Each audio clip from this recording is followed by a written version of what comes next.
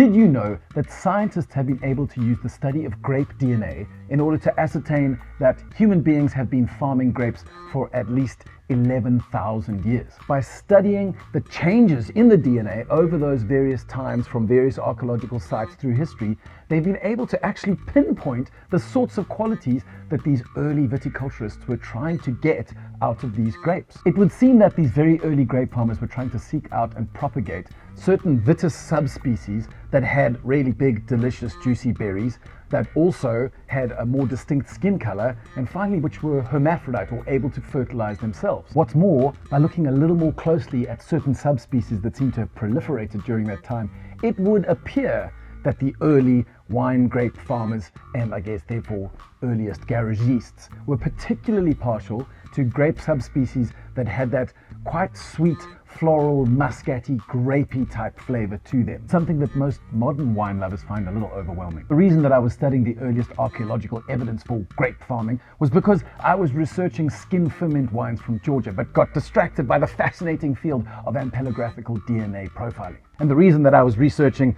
skin ferment wines in Georgia is because today's hand drink solo wine of the day is exactly such a skin ferment wine. The Vine Venom Skin Chenn Blanc, made by the remarkably savvy winemaker, art curator, and fashion guru Samantha Suddons. Samantha Suddons has managed to craft a fascinating brand in Vine Venom, which has a range of wines that somehow manage to be exceedingly weird, bashing through and across and over wine genres and categories. But when she's all said and done, what's left are wines that are seemingly immaculately made and still manage to charm even the more conservative of wine critics. When it comes to unpacking what makes this wine so damn cool, it's exactly this sort of wine aesthetic bundu bashing that lies at the core of the answer. Because first of all, this is a non-vintage still dry wine. Now, this category, non-vintage still dry wine, has historically been associated with rather low quality, sometimes bulk wine.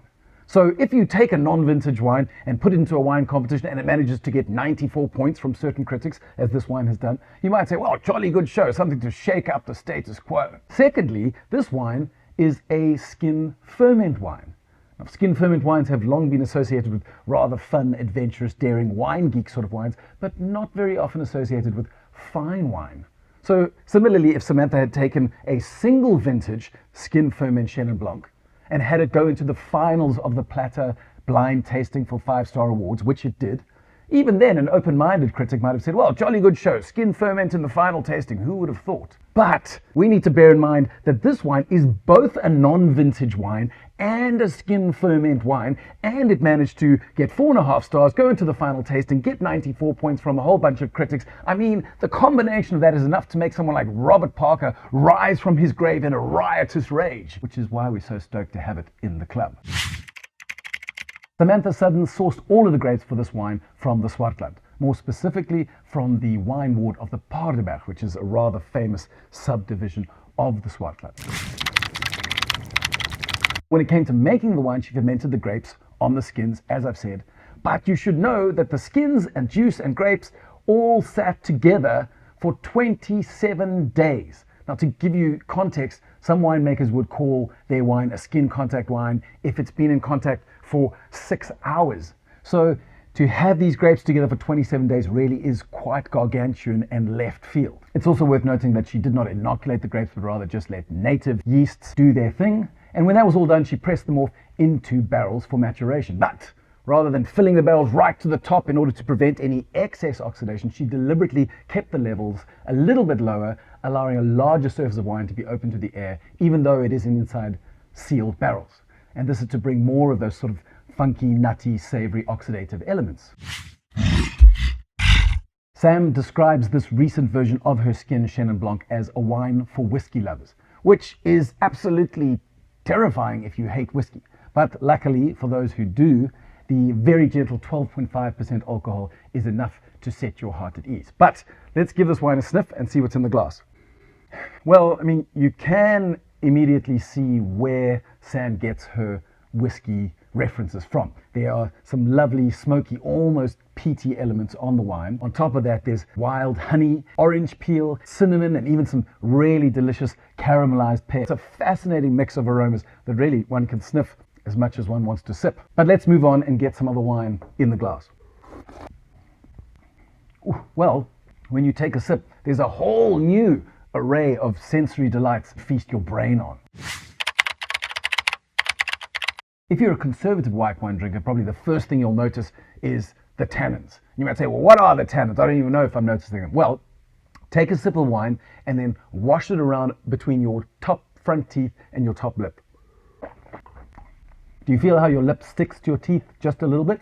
Well, those are the tannins. You don't usually get tannins on a white wine because tannins comes from the skins and the seeds and the stems. And when you're making white wine, the skins and the seeds and the stems are usually removed early on in the process. But this wine was made like a red wine. So the skins and the seeds and the stems stay in the ferment for the entire time, in this case for 27 days. And so it leaches out more of those tannins like you'd expect from a red wine. But forget about tannins because there's so many other aspects in order to focus on. So first up, you get this really delicious, fruity, marmalade-y citrus element.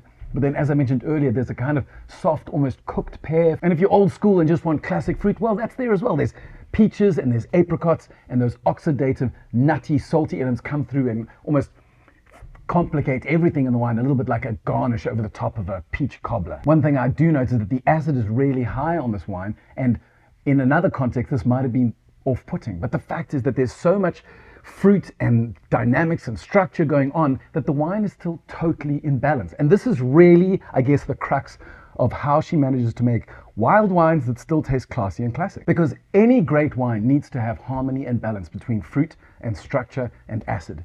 Now, in this particular wine, the nature of the fruit and the type of structure and the tannins and the acid may all be completely foreign, but they still work together really well to deliver what is in the end a super balanced, harmonious final result. Okay, so that's all we have time for today. But if you enjoyed the video, then support us on Patreon to fund us making more of these sorts of videos, and subscribe to the HanDrinksSolo YouTube channel, where we publish at least 6 videos each month that talk about things like wine science, wine history, unusual cultivars, and some of the wild and amazing winemakers coming out of the dynamic South African wines like Samantha Suddons.